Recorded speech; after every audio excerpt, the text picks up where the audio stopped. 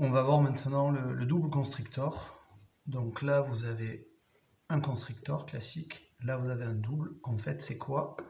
C'est la même chose, sauf qu'au lieu d'avoir un tour ici qui vient bloquer le nœud en dessous, on a deux tours. Voilà.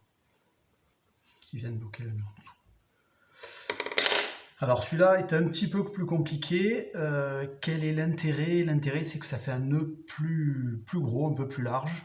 Et donc ça fera un serrage un petit peu plus puissant.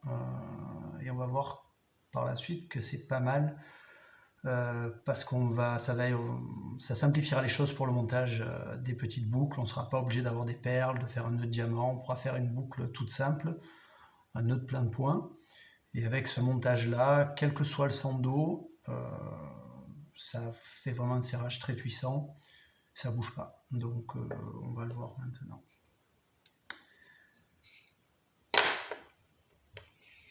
Alors en fait, on va le décomposer, on va le faire calmement au départ. On fait un premier tour, un deuxième tour sur le fil. Donc on a nos deux tours et on va venir ensuite faire le nœud comme ceci. La ficelle ici, quand elle revient, elle passe par-dessus le brin qui est vers moi, elle passe sous les deux boucles et elle ressort de l'autre côté pour venir faire le nœud du constrictor et du double constrictor. On serre. Voilà le double constrictor. Les deux boucles, les deux tours qui viennent serrer le nœud en dessous. Alors il y a une autre technique pour le faire. Il y a deux autres techniques. On va voir la première. Là, quand on fait cette technique, on est obligé de tourner autour du sando. Ça peut être un petit peu compliqué. Ce qui peut être pas mal quand on fait ce genre de nœuds, c'est de les préparer à l'avance et de venir ensuite les faire coulisser sur le sando. Pour ce faire, on va avoir deux boucles.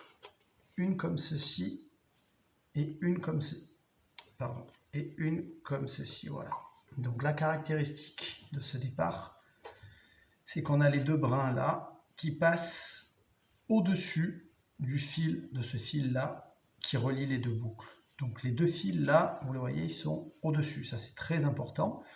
Et les boucles sont en opposition. Il y a un fil qui vient de la gauche, un fil qui vient de la droite, et c'est pareil pour les boucles, une à gauche, une à droite. Une fois qu'on est là, on va venir, comme tout à l'heure, rabattre sur les fils.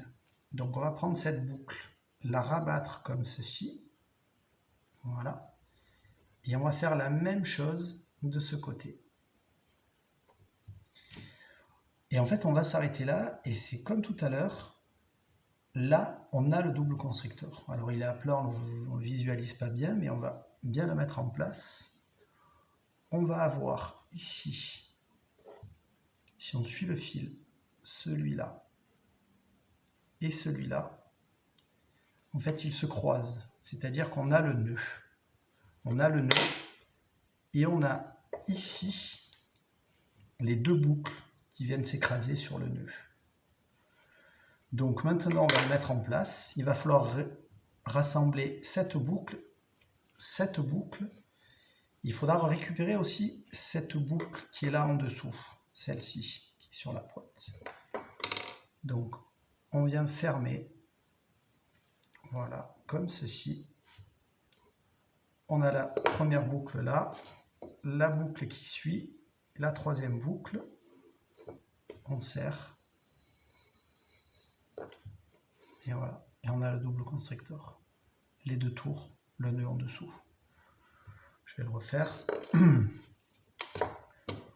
On part une boucle comme ceci et comme ceci. Très important, les brins là sont au-dessus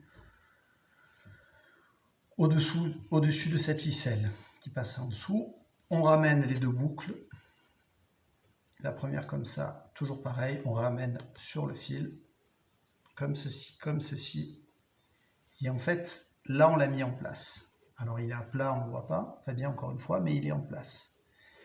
Il est en place ici, les deux fils se croisent, et on a là et là, les deux tours qui viennent serrer le nœud. On rassemble, on vient récupérer cette boucle là et cette boucle. On rassemble, on serre. Je vais mettre là un petit bout de bois. Voilà. Terminé. On a le double constrictor. Et là, je vais m'arrêter, je vais faire un petit point. On va voir une des caractéristiques de ce nœud et du constrictor classique, qui est la suivante. Si j'enlève le nœud et que je tire, il ne reste rien. Il ne reste pas un nœud comme ça ou autre. Quand on défait ces nœuds, si on les enlève de la pièce à ligaturer, il ne doit rien rester. Pareil pour le constrictor, je le présente, c'est un constrictor. Si je l'enlève, il n'y a rien.